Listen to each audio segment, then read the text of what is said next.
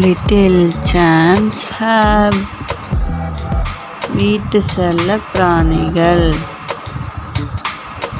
பச்சோந்தி, உடும்பு, முள்ளம்பன்றி, எருமை, பசு, சேவல், பாம்பு, ஆடு,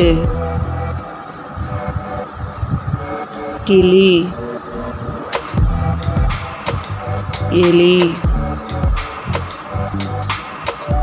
பூனை,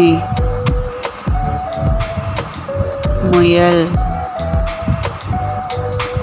நாய், குதிரை, கழுதை,